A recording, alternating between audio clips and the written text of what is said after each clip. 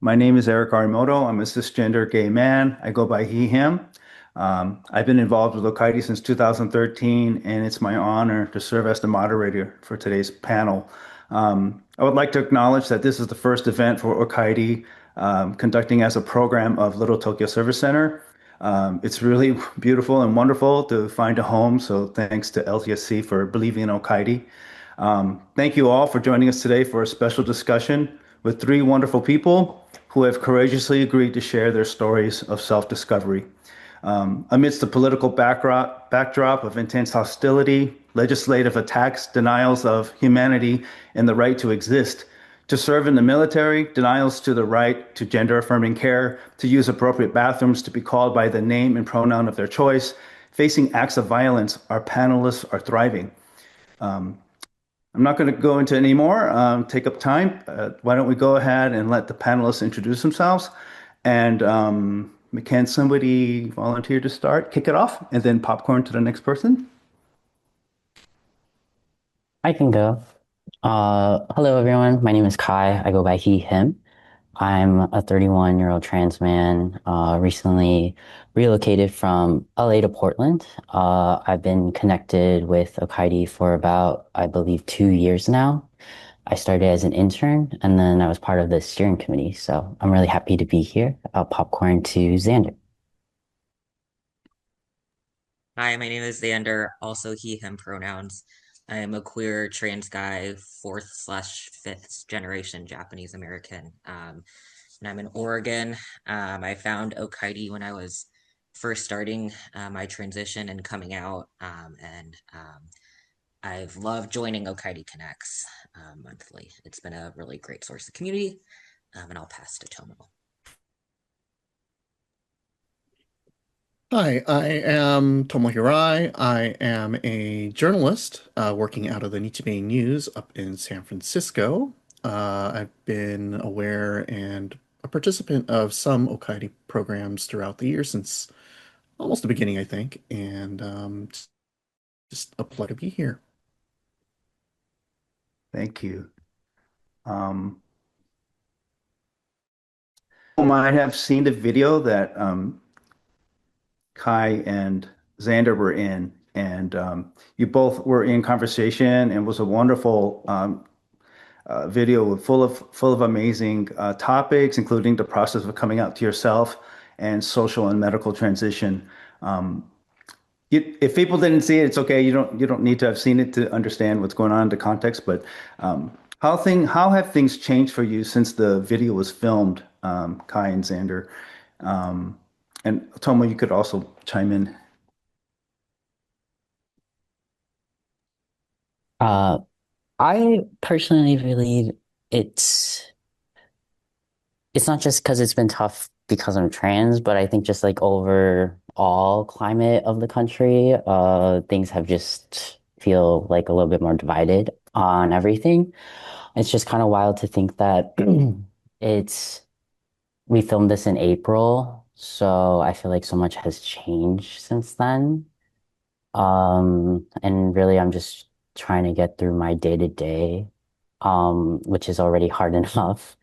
And then on top of that, just dealing with being trans and kind of being villainized, in the public eye.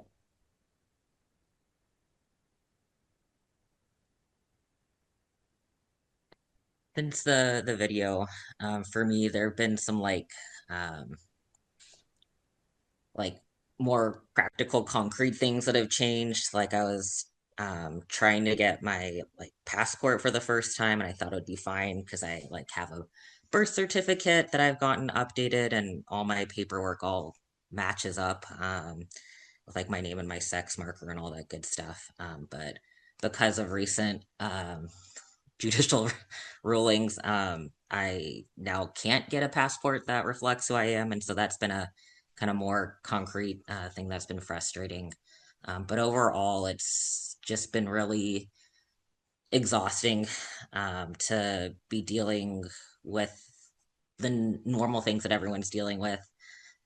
Getting burnt out at work, rent going up, all those normal things, plus um, knowing that there's very well funded like interests of people, groups of people who are trying to take away rights like documentation and things like that.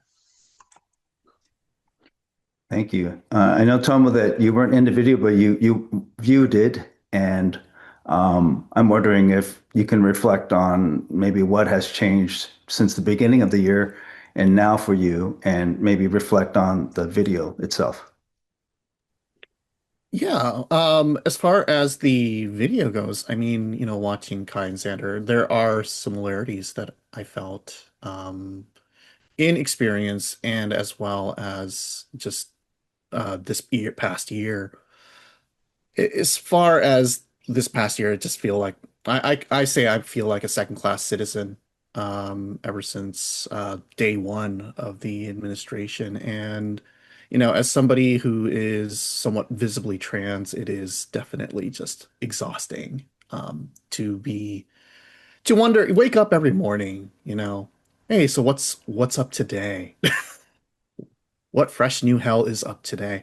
But you know, uh, I feel like as far as what Kai and Xander was talking about and my own, my own feelings, like I had, I still feel like I have the same kind of support that, they both had with family support. It's a very quiet support. It's something that is very powerful, I think, and that quiet supports you don't hear explicitly, but it's reliable. And I think that's one of the most important things that you can have in your Mhm. life. That's really beautiful that you bring that up. And later in our conversation, we're going to talk more about family support and allies. Um, Xander, in the video, you mentioned Yamamoto's story of coming out as a teen in 2003. How did knowing Mia's story inspire you?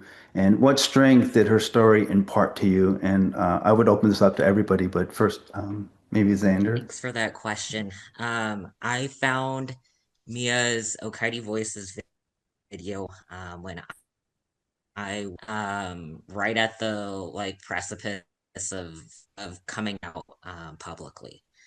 Some like close family and friends knew I hadn't come out at work yet, and I was really afraid to come out at work because of a bunch of things, right? And so there were some um, kind of legal regulatory. I have to get changed on my state license. I have to get my name changed on my DEA license, and things like that. There's also the social aspect of I've started to build this career with my name and my face, and it's an important part of like my reputation, right? And so it was um, scary for me, in that sense of what are my clients going to think? What are my coworkers going to think? Is everyone going to mess up my name and pronouns? Um, and so I was just so stuck. And then when I found her video, it was so reassuring to see that someone who was even more established in their career than I was at that point, um, and very successful, could come out and have it be okay. And so that was something that I kept coming back to as I was kind of getting all the like emails and paperwork and stuff ready. We can't underestimate the power of our role models, right? I'm wondering if Kai and Tomo, you have similar reflections. Are there people that have come before that have inspired you or led the way? If I may, I'll just say that, Mia, I found out about Mia way after I came out, but I feel like she's still a huge inspiration to me because there's not a lot of Japanese American trans women out there that are visibly, you know, working or well, I mean, she's not even really working. I believe she's retired now, maybe. I can't remember. Anyway, but there's not a lot of people like that that are visibly out there. And for me, a lot of models that came before me were just generally people in the LGBTQ community within the Japanese American community. So, or not even in the Japanese American community. Sometimes it's, I'll even say Helen Zia is somebody who's inspired me. And they're not necessarily trans. They're lesbian or gay or something like that. And I'm still just going, okay, there's somebody at least queer in the community, and I'm so happy. So, Mia for me was, seeing Mia was just a moment of, oh, finally, there's other people that, I can look up to. I just want to also point out that regardless, I mean, I didn't really know about Mia when I first came out, so that was like way after. But I think it just overall it just takes a lot of courage just to even come out, let alone kind of I can't even imagine, transitioning from male to female, kind of letting go of that gender privilege, especially being in such a high power position. So I think that takes a lot of courage, but also it's like this is who she truly is, or as a trans woman, that is who they truly are. They want to be, their full person. I thank you for naming that. The process of coming out. We kind of take it for granted. I came out when I was 20, 18, 19, but it's like a quintessential experience. It's a real rite of passage, and it's what every LGBTQ person goes through, and it's really a profound experience to like announce to your family and the world and your coworkers, like I'm this person, and I would like to be seen this way. So um, I don't know. Maybe if anyone wants to talk a little bit more about that, that'd be. I know we're going to get to it in other sections, but Well, I think in the video, I think Xander and I were kind of talked about like, well, I definitely did. Like, I went through like a lesbian phase, and I was like, oh, this is me. But then it's like, as a trans person, you just keep going, and you're like, oh, wait, I have to keep going and figuring out myself. But kind of tying that in, it's just like, as a trans person, you just kind of have to explore and get out there and experience life. And uh, I really don't try to live in regret on my decisions. And even just putting myself out there, trying new things if you like something or if you don't like something, and you kind of just discover more and more about yourself, but you got to be open-minded and letting go of that fear. I didn't really have that issue of like, oh, at the time I didn't have that issue of like uh the work. I was working at Microsoft, and um, I didn't realize like there would be transphobic people at work. That just, I don't know why it just didn't cross my mind. I thought like we would just be like okay with it, but that wasn't the case. So I just was going through a whole new experience and figuring out how to navigate that. And even though it was a tough time, definitely pulled through it. I'm glad I did. And I'm a lot happier, that I stayed true to myself.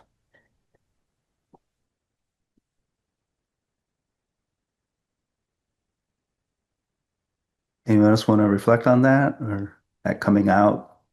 It's almost like you're protected by your innocence in a way. Like I'm just going to be me.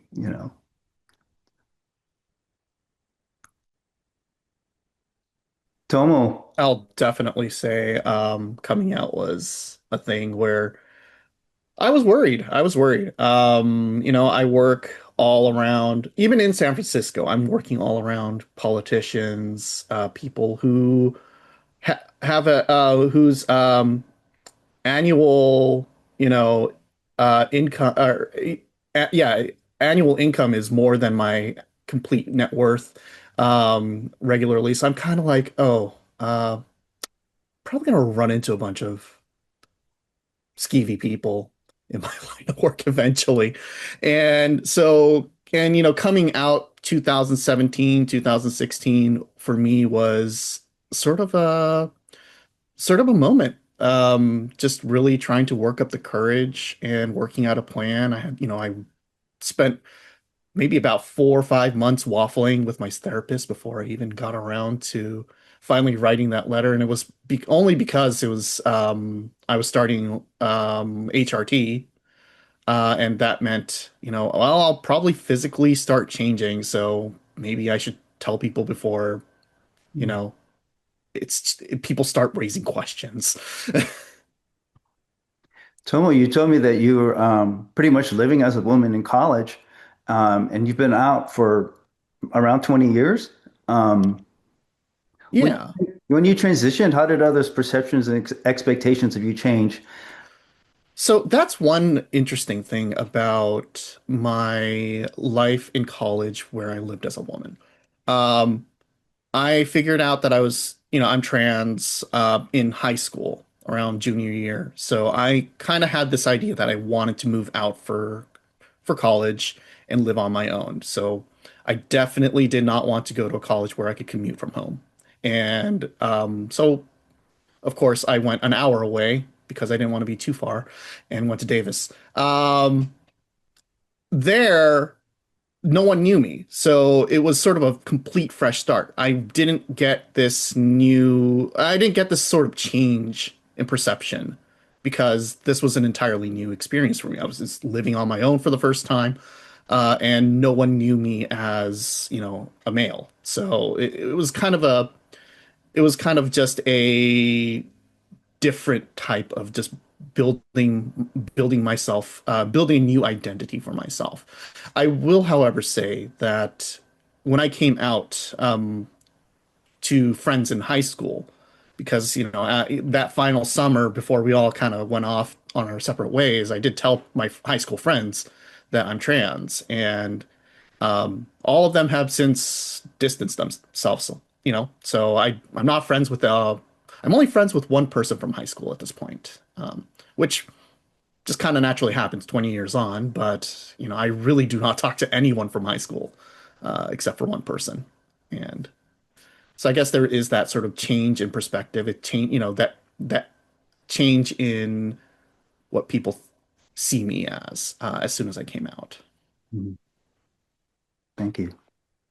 To Kai and Xander, you both describe growing up in a lot of without a lot of JA people and culture. Xander, you initially found community in a white evangelical church. Um, so what was it like to discover Okaeri, where you could connect with other trans and queer Nikkei folk? And why does culture matter?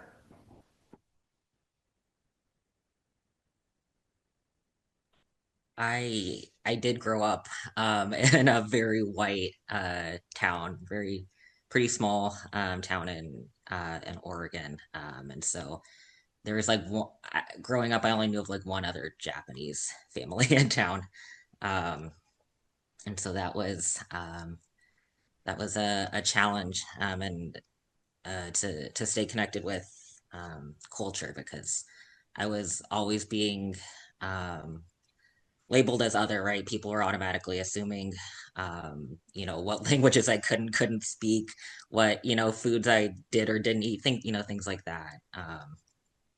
And so I, purposefully distanced myself from Japanese culture and tried to be as American as I could.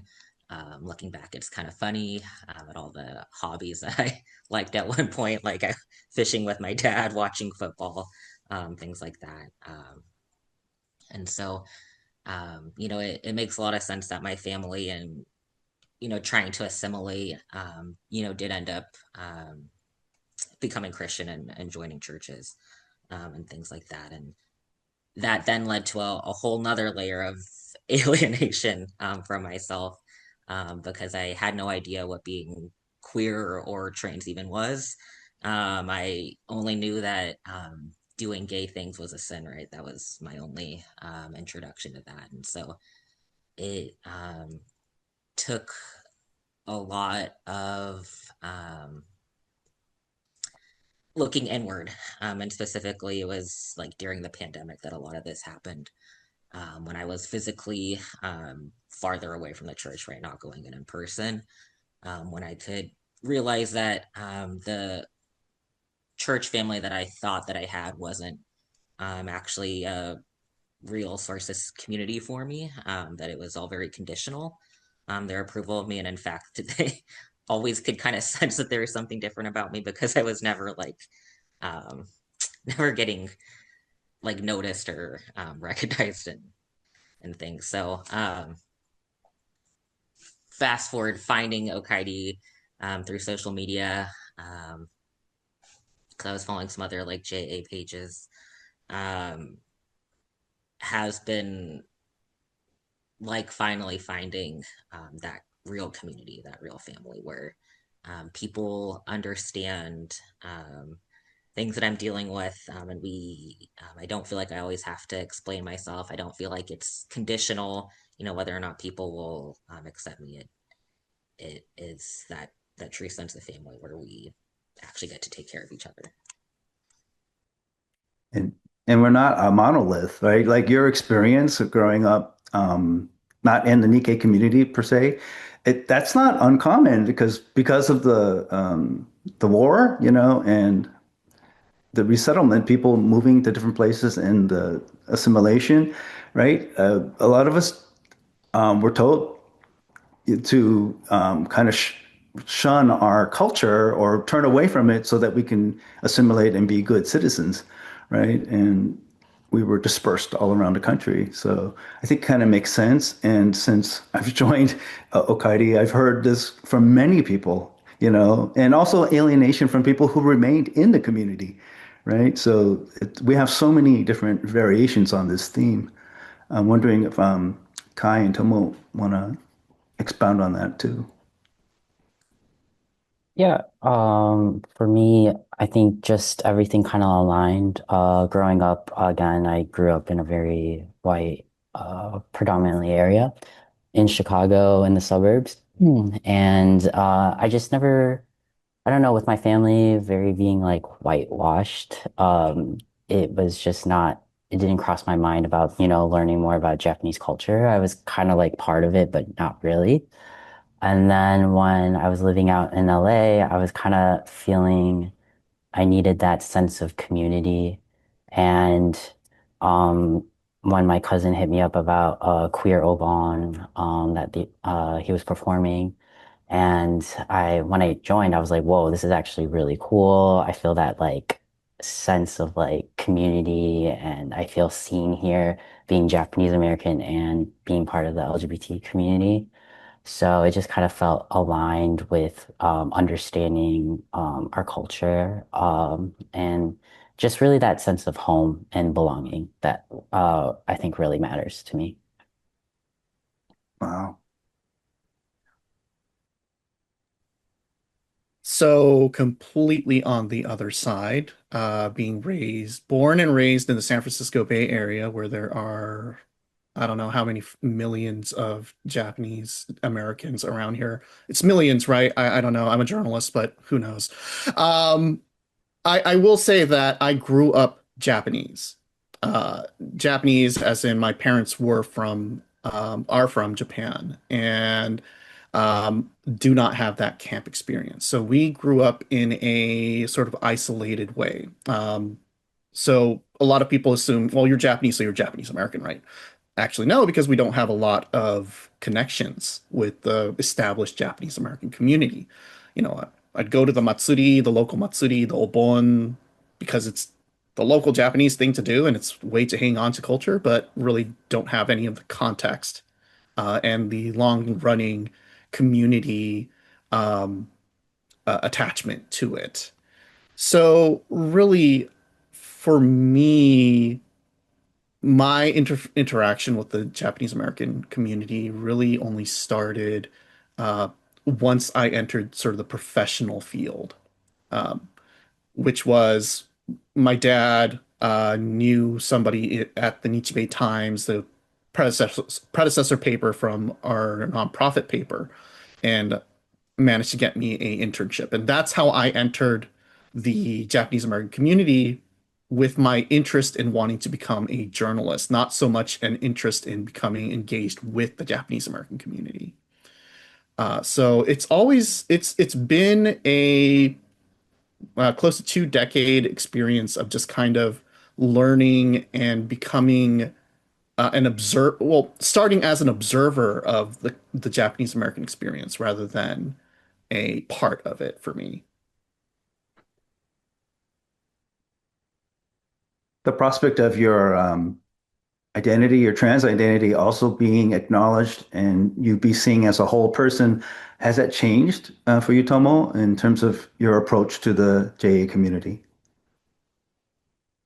I'm not sure if, I mean, like, I feel like the Japanese American community, at least where I'm around where I am, hasn't really, my identity as a trans person hasn't really been impacted as much. There are definitely moments, and I'm still frustrated, but it's very much in line with sort of just general um, tribulations of being a trans person in America today. There's always going to be people who kind of say, well, your needs are important, but you got to work on other, we got to work on other things. Like people will always say that. And they still say that, despite what's happening right now. Um, but for me, I found a fairly welcoming community, even if they're not perfect, a very welcoming community up here, especially. Wonderful. Maybe we can pivot a little bit and talk about family support. I think in all of your cases, you described initial barriers, then finding unexpected allies. And I think that's really cool stuff to share. And maybe people are wondering about their family. So somebody want to kick that off?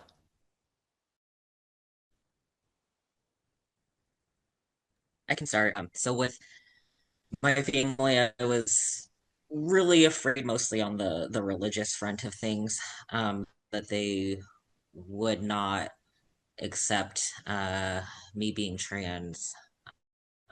And I remember having this like weird fear of like not being, and it wasn't totally unfounded of you know missing out on like holidays with family and other things that I really value, and not being able to do those things with them if they wouldn't be able to see me as I am, because it was so hard for me, always putting on this act of being someone who I'm not, and so that was really um, scary to go through. And for the context of how scared I was still in veterinary school, living with my parents to save money, and starting HRT, hormone replacement therapy, while living with them secretly.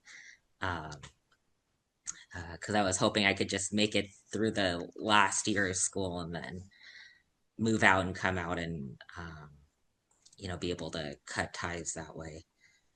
But life, fate, what the universe had its own plans, whatever you want to call it, and things like my voice dropping ended up happening much sooner than I thought, and so that kind of forced my hand a little bit, and ended up coming out a little sooner than anticipated.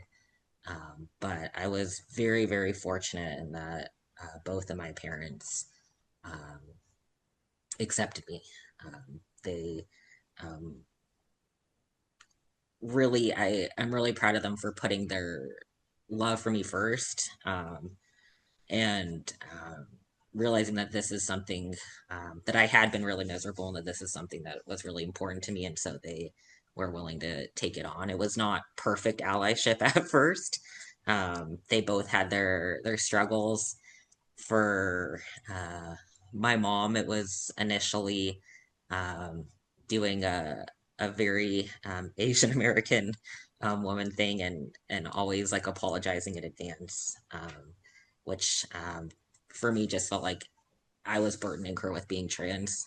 I was like, this must be like, I was like, I really don't want to like make life harder for you. And you always apologizing about, maybe messing up my name or pronouns is like making me feel like this is a bigger thing than it needs to be. And fortunately, she, again, really proud of her for this, did a lot of education and, realized that and stopped doing that, very quickly. And then with my dad, it was, um, him kind of thinking um, that like frustrations and issues I was dealing with were like directed at him. And so like anytime I would like mention anything transphobic, that it happened, like was like accusing him of doing things. And so that fortunately also got a lot better as like and I again credit the family, my sisters, my mom, helping him realize that like no, things that I'm dealing with him, I'm not blaming and so since very loved me as I've gone through things like surgery and other struggles like that. Amazing.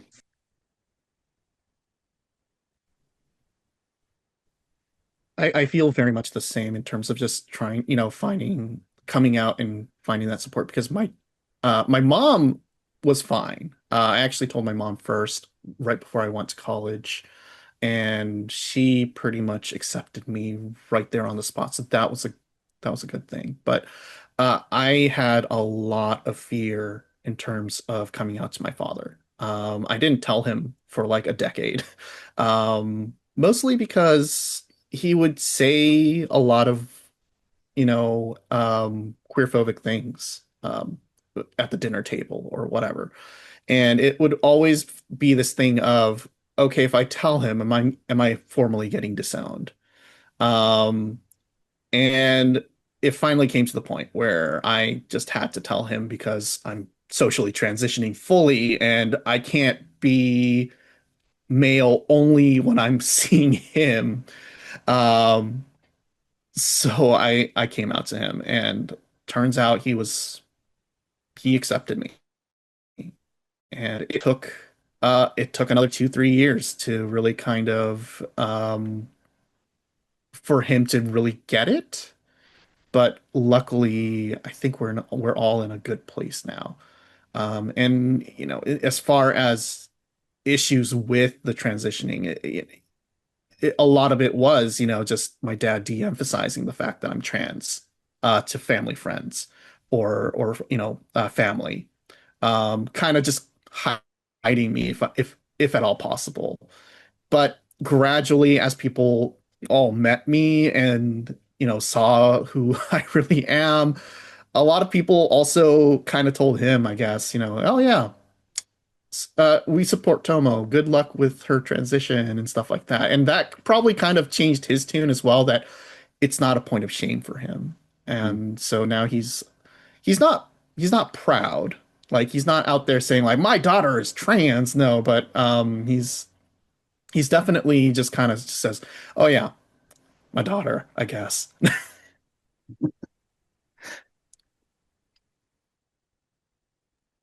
Hmm.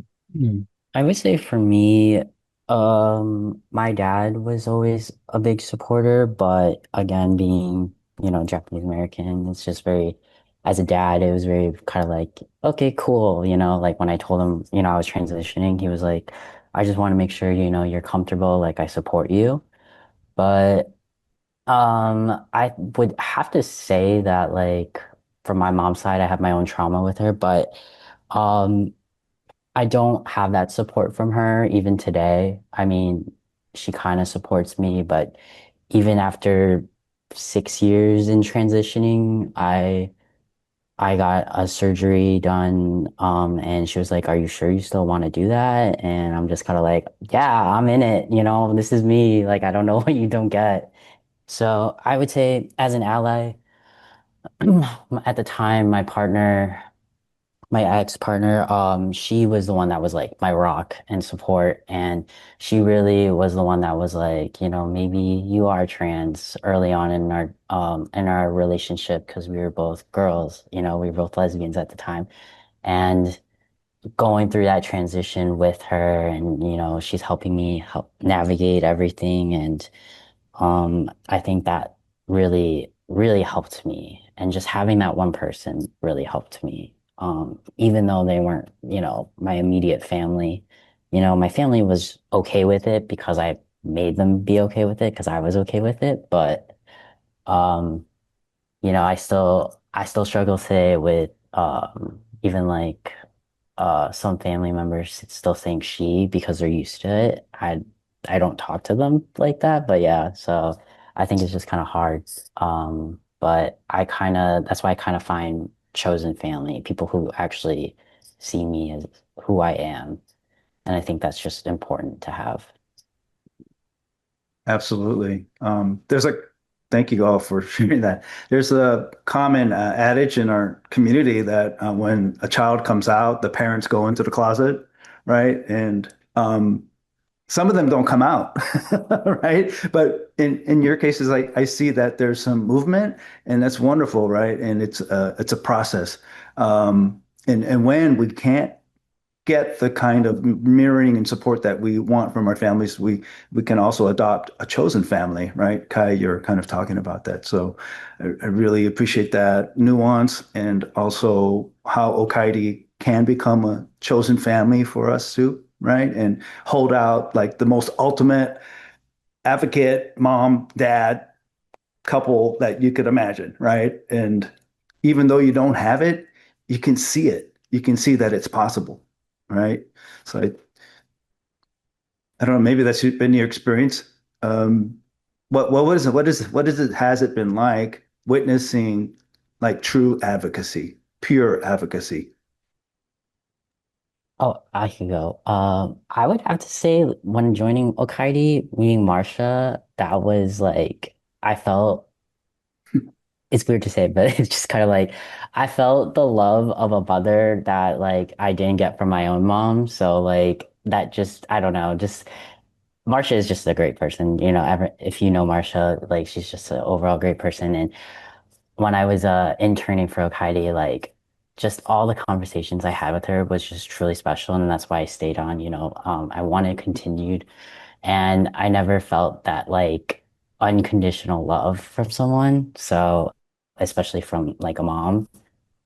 And I just really appreciate, I mean, even Shelly being here as well, just as a mother, just advocating for their children, learning more, going out there and uh, being open-minded, um, no judgment, just anyway, I think it just really showed me like there are people out there that PT needs to stop with those hard so you make me cry.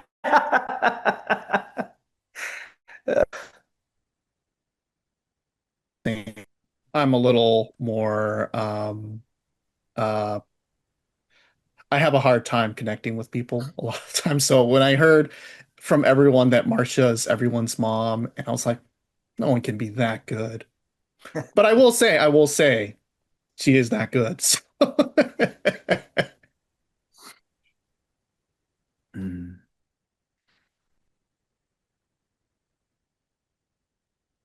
Do you all have questions for each other about your process or comparing stories? Has anything come up that you would like to ask each other?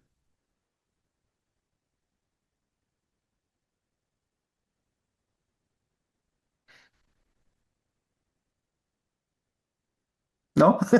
Okay. do you ever feel like, you're both up in Oregon now. Tr do you feel you feel like you want to find a Japanese American community up there that you can fit into? I was actually, Xander and I hung out kind of recently, and I was actually looking at the J communities here, and I was looking, and joining, and just kind of like finding that community again. Obviously, I still want to be a part of Okaidi, but just a little farther away.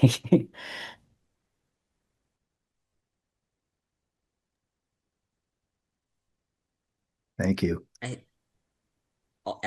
I agree that Okaidi's been great. I agree with Kai. There are some resources, even living in Oregon my whole life that I haven't fully connected with, and I think that kind of speaks to me. So Tomo, to answer your question, I've honestly been kind of afraid to, like not having a very strong connection to Japanese American culture. Like I don't speak Japanese. It is very intimidating for me to be around other Japanese and Japanese American people because I always feel less Japanese in them, even though both of my parents are Japanese. It's the cultural literacy that I don't have, and so Okaeri's been really great about been a really great safe place to learn some of those things that I missed out on. But that's my honest answer. Is it's intimidating for me. And don't ever feel like, no, not knowing the language is a barrier. There are so many people who do not know Japanese, so that's not a barrier, I feel.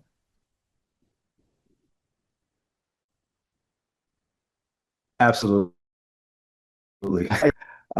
We you guys are really efficient. We went through a lot of questions, but maybe we can talk a little bit about allyship and what allyship looks like from family, from community, from our churches, from each other. Um, how can cisgender Japanese American people support trans and non-binary friends and family? What qualities of allyship do you appreciate? We talked a little bit about it already through Marsha, but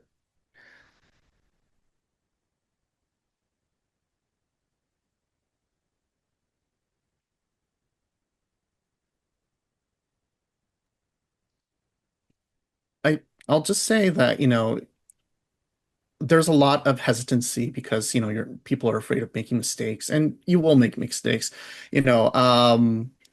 And I think one thing is don't worry about what will become a mistake. If you make it, just apologize and move on. It's okay. You never know what is gonna if somebody, if a trans person you're talking to just gives you the kind of look, just be like, did I do something wrong? I'm sorry. But don't really just dwell on it. Um, One thing that for me uh, bothers me about allyship sometimes is that it becomes about supporting your transness. It's not me who really needs the support half the time. It's more like everything else that's happening around me, right? It's because, people go like, I support you. And it's like, thank you for supporting me. What are you exactly doing aside? Like, are you holding me up? Are you carrying me to, wherever I'm going? Are you that's there, it's not about me. It's like, are you helping me do my, hormone injections? That's not what I'm asking you for.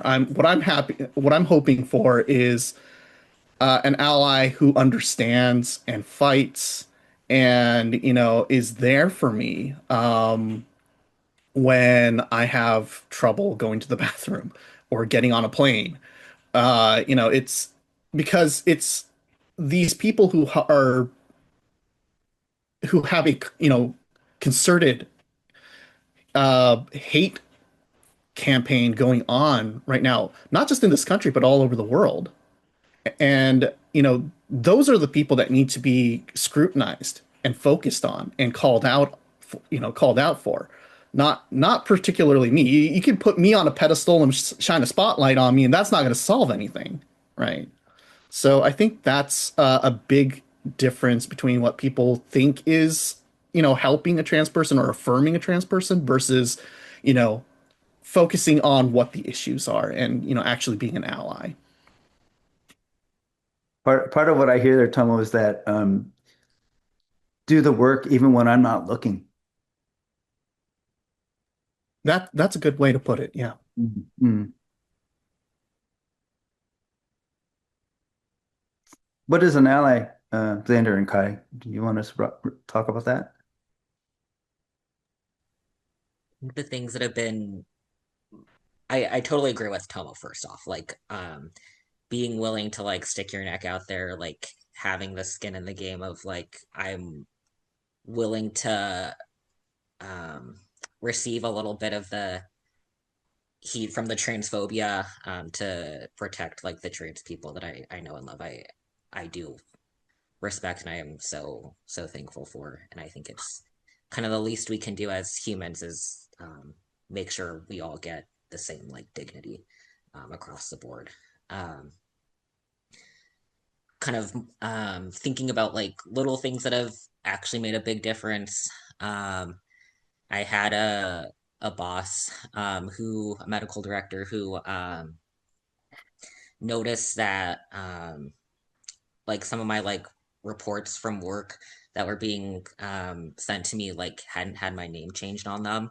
And so like she literally like kept escalating it to her bosses until she like tracked it down and got it fixed.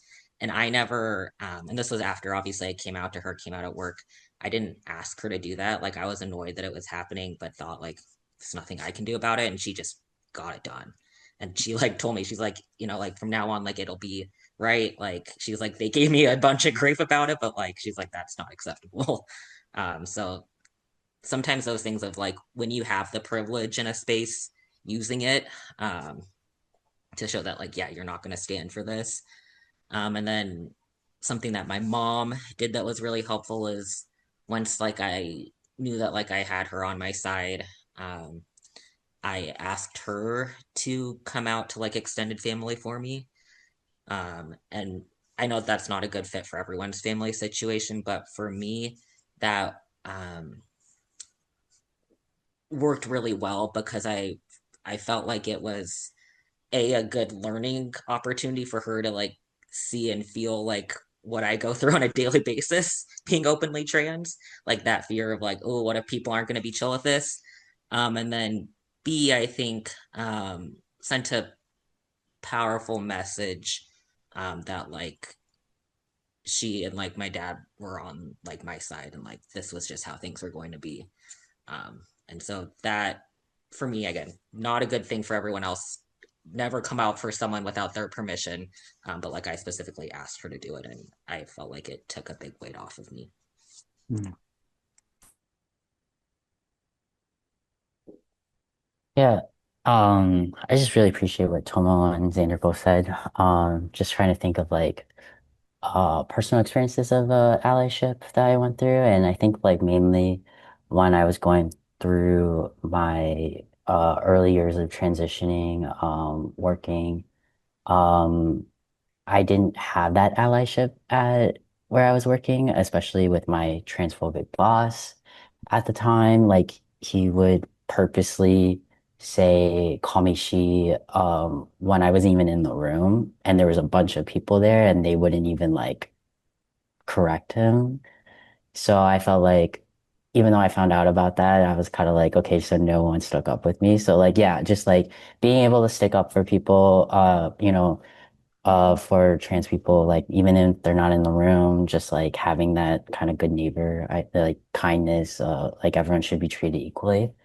But there was another time where a lot of people were saying she instead of he, even though I was never she to them. So that was interesting. But there was one coworker who actually straight up just said like Kai is a he. Like I don't know what you don't get. And I felt like, wow, okay, so that's kind of cool to feel that like I feel, someone actually does have my back. Wonderful examples. I think we could do some questions and answers. Just so folks know, Mizuki has been like monitoring the chat and is taking down some questions we're gonna pose to the panel. Also, we're going to be listing some resources and maybe people can think about what their next steps are, commitments that they want to make in terms of like advocacy or allyship or talking to family. I think the most important thing we can do is to continue to have this conversation, not just in community or not just in the panel, but with our families especially, and to get the word out, that there's this organization within our community that's opening its door and creating a home and a space for people to be themselves and accepted, right? So, Mizuki, would you like to maybe read one of the questions that were posted in the chat? Yes. Everyone can hear me okay? Hmm. Great. So we have a few questions from people in the audience. The first one I have here is directed at Xander specifically, but I think it's something that everyone can also respond to. I'll also post it in the chat here. So Xander mentioned his mom doing a lot of education. Was that her doing research on her own? How exactly did she do that? Do you have any recommendations on helping or encouraging family friends to educate themselves?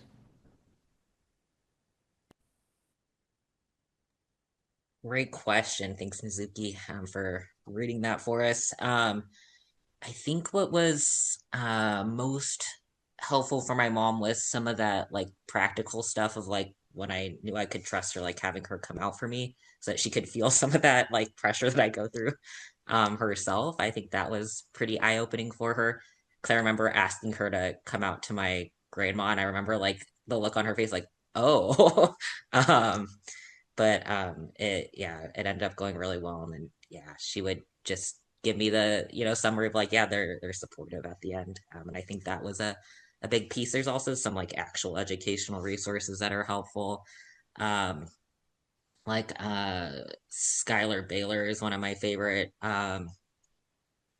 content creators and like public figures. He's a Asian American trans man, and I think that's kind of helpful to have someone who um, is more so from right our Asian American community doing that work. He has like a book and a podcast that are helpful.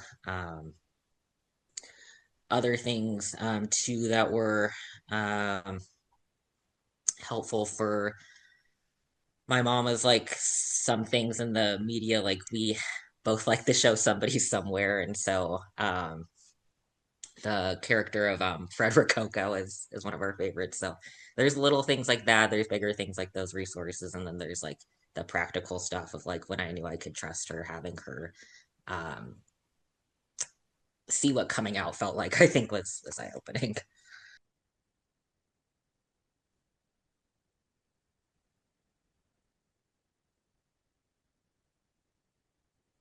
Kai or Tomo, whether specific things that your family or parents did to like educate themselves or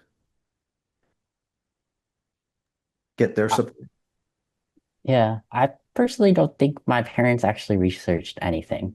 Oh, I think my dad kind of knew the gist of things, and I think he does a lot of research on his own. He's like a very big feminist, and he is well aware of like the trans community and stuff. But um, my mom, uh, I'm kind of like, if I have to research everything myself, then like I think you can have the opportunity to. So there's a lot of support groups, there's books, like everything that Xander was saying, and just kind of, I don't know, just Google stuff, that as blunt as that is, like I had to do it too. But yeah, there's just a lot of great support groups, parents, where they like can talk to each other, I believe. So, having that commonality. I'll definitely say my parents did almost zero research as well. So I think with my dad, I knew it was going to be a little tougher for him to understand. So I did buy him a book. I forgot what it was, but it was by a trans person in Japanese that I was like, here, just read this and just figure it out. Um, and I think it eventually worked. It was on his bedstand for the longest time. I never found out if he actually read it or not, but he got better, so I'm guessing he did. And I'm just saying that parents could also talk to Okaeri parents, right? So that would be, I think, our ultimate wish list, right? To just get support from other parents, so they can say, "I've been through something similar to what you're going through." Thank you, Mizuki. Do you have another question for the panel? Yes. So, how have your personal relationships, romantic or platonic, changed as you've transitioned and people's perceptions of you have changed? Do you feel like being Japanese affects this? It feels like Western society feminizes Asian men, and as someone who has FTM with some feminine mannerisms, I get clocked as a gay man now. Dang. I can go. I relate to that pretty hard, but I would have to say that I my well, since I transitioned, I was very much like a girl's girl. Like I always had girlfriends, not as many guy friends. And then when I transitioned, meeting new people, specifically girls, like there was just this like disconnect because like they just see me as like a cis male and I know how that feels. So I have to like, I feel like I've always had to like be careful and be cautious and be mindful because like I'm not just gonna like stare at someone or I don't know, just like that male typicalness. Um, but especially in relationships though, I am I have very masculine and feminine personality characteristics, so I'm just like gonna be me and if you like it, you like it. If you don't, you don't. Like I don't care. I like a lot of certain things and then uh but I do get portrayed to men, I do get portrayed as like being gay. So it's just kind of one of those things. It's a compliment. Like maybe they like my style, whatever, but yeah, it is fine. Either one of you want to tackle that? I feel like I've spent most of my, adult life as a woman. So in terms of personal, romantic, relationships, all of that, that's always been sort of me as a trans woman. So I don't know if that's it's pertinent to my personal experience per se. For me, it's less so like relevant to like my personal life because either I've had because a lot of like the close friends that I have now, I made like at the time of transitioning or afterwards.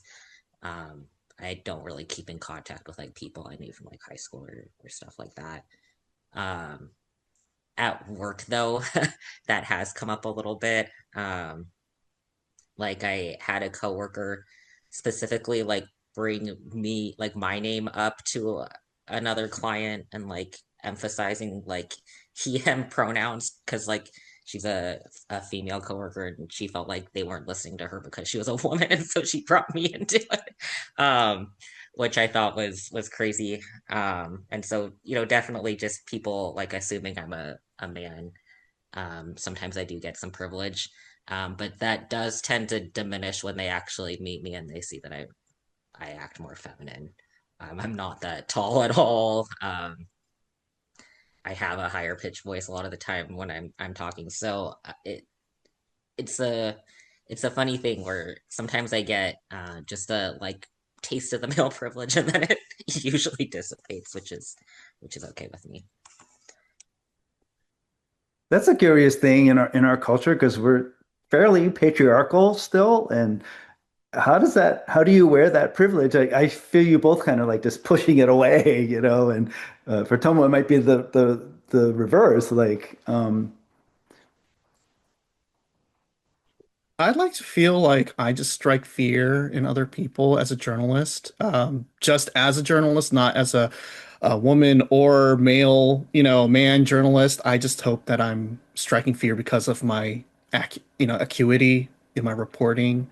That said, I do feel, there is that level of people assume a lot of things, and people assume seeing me like this, mostly because I don't I haven't done voice training. I don't intend to really do voice training, and I'm non-operative, so over the years, I've really come to terms with the fact that I'm queer, gender queer rather than just a straight up woman. And for a lot of people, they take an inch and go for a mile and just say, okay, so we can still call you Mister, right? And I'm like, no. And just this past week, I finished up a interview with a person, and at no point did I ever mention that, I'm masculine in any way, but certainly enough, the nice email I got from them was a Mr. Addressed to a Mr. Tomo, and I'm like, first of all, you should at least use my last name. But yeah, I think you just threw folk a curveball there, Tomo, but um, I think that's like trans 2.0.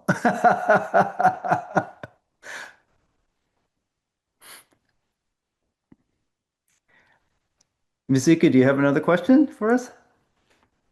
Yeah. So I guess my question is if you could discuss different kinds of advocacy, like not all of us are protesting types. So I guess the different kinds of advocacy you all have done or recommend or would like to be involved. Mhm.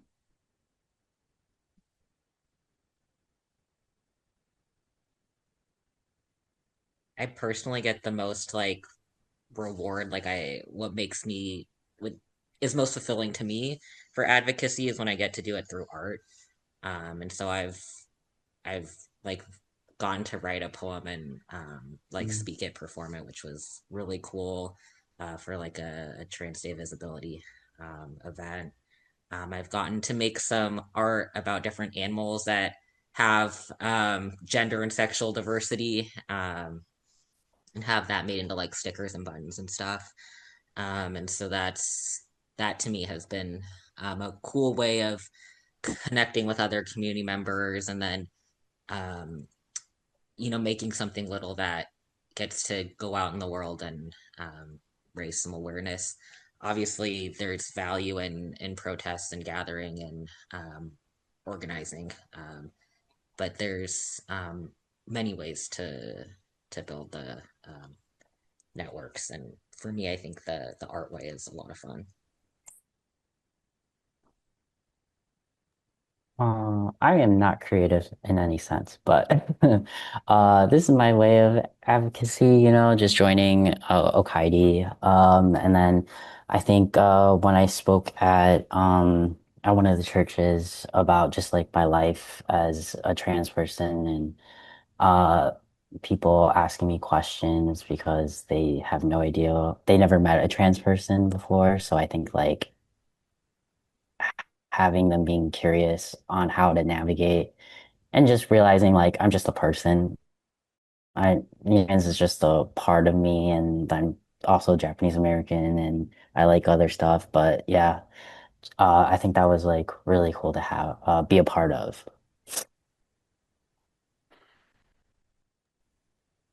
and I'll definitely say, build that pipeline for folks, right? A lot of people talk about pipelines in terms of raising, minorities up into positions of power and, creating opportunities. I think trans people generally lack those opportunities. I know my own privilege in being somewhat up there within this community, um, and being a visible person who can, build that rapport. I think that that's really important because, one thing that really bothers me in terms of what's been happening today is that within the first 100 days of Trump's presidency, with all those, executive orders and everything, the Trans Journalists Association, which I'm a member of, did an analysis of a representative sample of articles covering that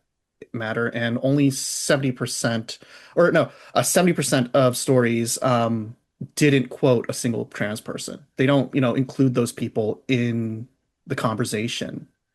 So we need more visibility, not because people are trans, but just having people be able to, represent this community and be able to speak for it. And even if it's not a trans person, to have people advocating for this community whenever it's possible is really important, in my opinion.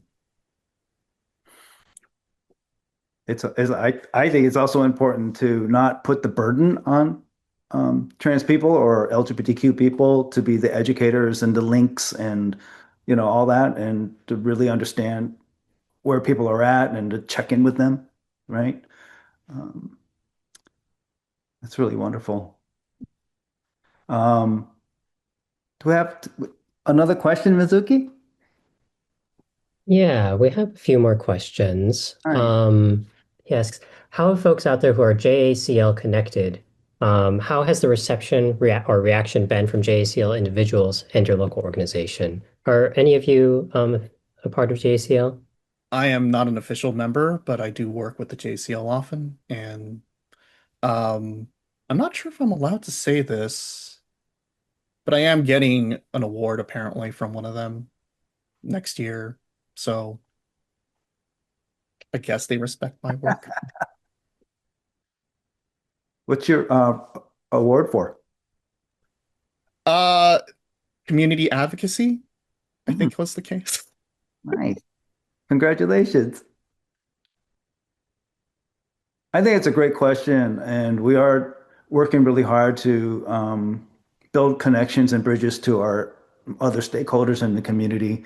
I think that's something that Okaeri is going to really work on as being part of Little Tokyo Service Center. So, maybe we'll have a more comprehensive answer next time that question is posed. Um, I love this. We have so much time for questions. Let's do one more. Mizuki, do you have something teed up? So I have a couple of sort of related questions from Matthew, but I don't have any others from people in the audience. If anyone has any last minute questions, please feel free to put them in the chat now. We can discuss them. So his first one is, you discussed times or places it was hard to come out. Were there times you were pleasantly surprised to be welcomed in your identity? I know Xander spoke on this a little bit, but I'd love to hear what everyone has to say. And in conjunction with that, what are common mistakes, quote unquote mistakes that cis people make when they're trying to be supportive but are actually causing more harm? And I think this is touched on as well. But if there's anything else that the three of you have to share about that.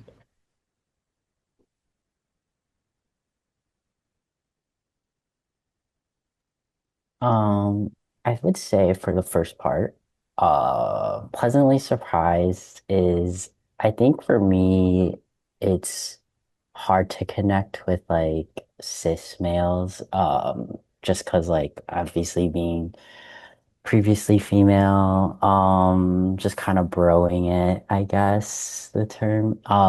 But typically I would try to lower my voice around men and try to be that like masculine type of person, but just getting bros, like, people saying sir, like just that sense of like my outer shell, I guess, is su presently surprising and um just being able to be passing, I guess. And then I think what causes more harm is like it's kind of an obvious one, but like anything really related talking about my body, I think that just causes more harm. Like, you don't really need to ask those questions, especially if I don't even know you, you know? I don't need to talk about my how everything works and stuff like that. So,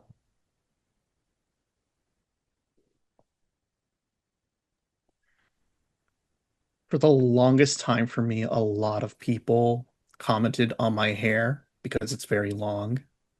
And for a certain, aspect of folks within the community, especially activists who were active in like the 60s and 70s, they see my hair as this thing of, oh, you're just like, my friends back in those days when we all had long hair. And I'm like, that's not what I'm doing.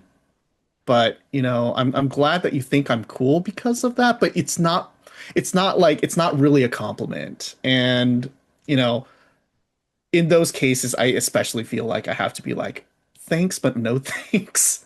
Um, Usually I just say thanks and move on. But it is one of those moments where like I do feel uncomfortable because they're clocking me in a way that isn't representative of what I'm trying to do. Uh, in terms of just, finding acceptance, yeah, kind of similar to Kai. Just having a moment of just hanging out with the girls kind of thing. the only friend I know from high school at this point was one of the preppy girls from high school that I kind of knew, but like didn't like really interact with what when I was in high school. And years later now, she was best friends with another person who is queer, and we kind of all got together to go out for lunch and all that kind of stuff. And now she's the only person that I keep up with from high school, and we go out, hang out, and we're just two girls getting coffee dates once in a while. And that's it's not like I feel like, oh, she's affirming me, but like also it's just like this is chill. I like this. This is something that's missing from my life otherwise because all my other friends are trans and we're just getting together to, girl rot.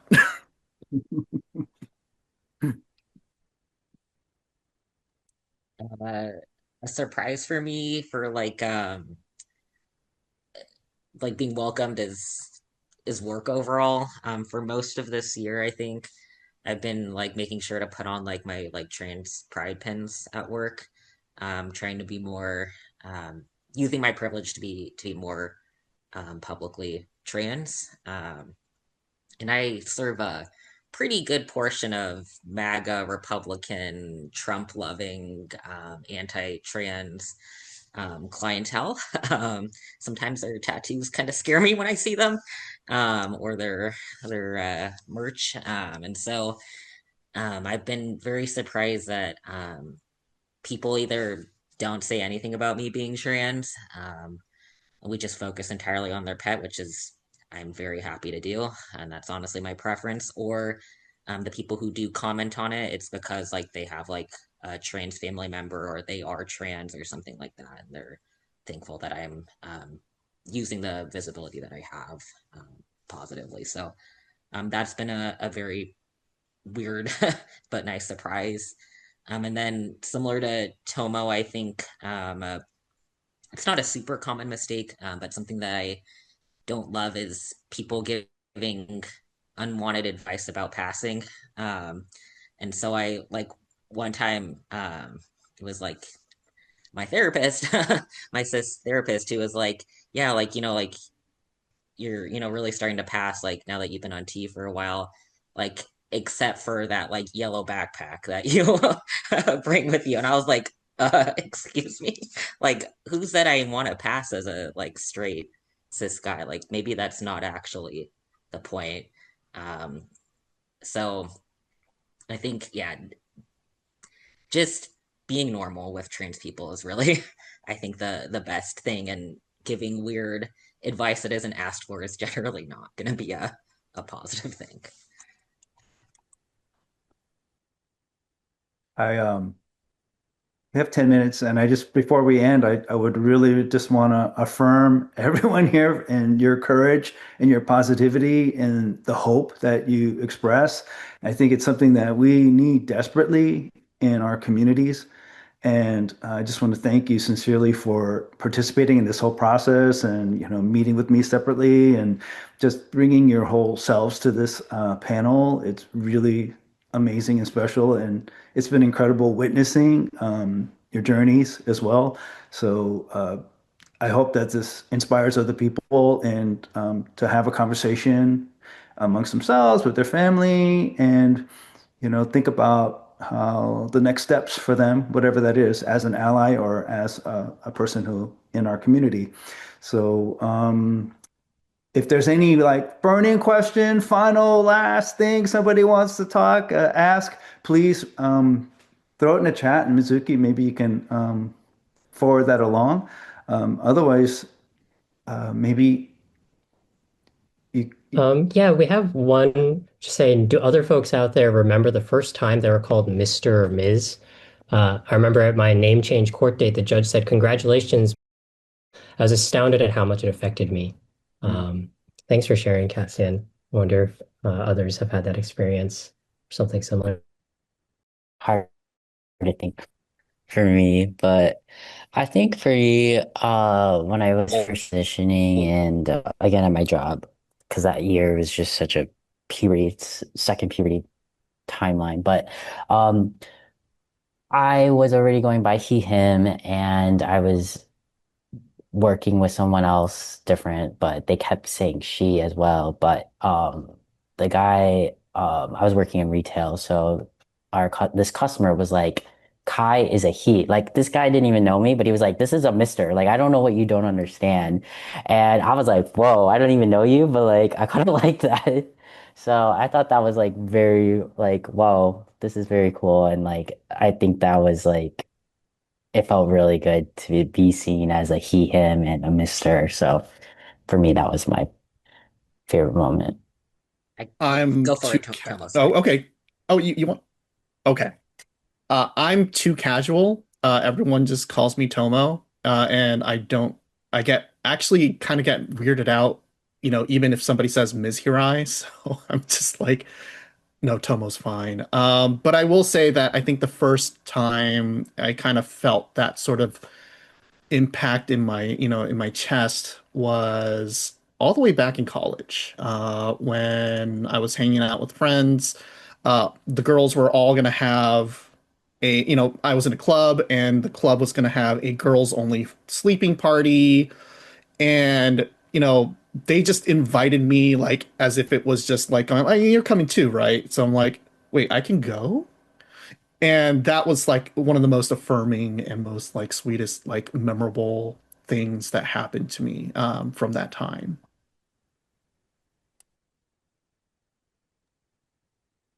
I came out a lot, like via like text and like email and things like that, because that felt more comfortable to me. But I remember when I like did come out, those like immediate responses I got back that were like, "Hi Xander," like "Dear Xander." That was cool seeing that like immediate um adoption of that from you.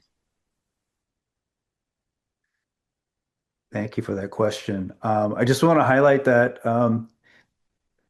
Matthew posted Marsha's book in the chat, and hopefully people clicked on that link. And that is a wonderful story of Aiden's coming out and her coming out together, and their story and kind of the origin story of Okaeri.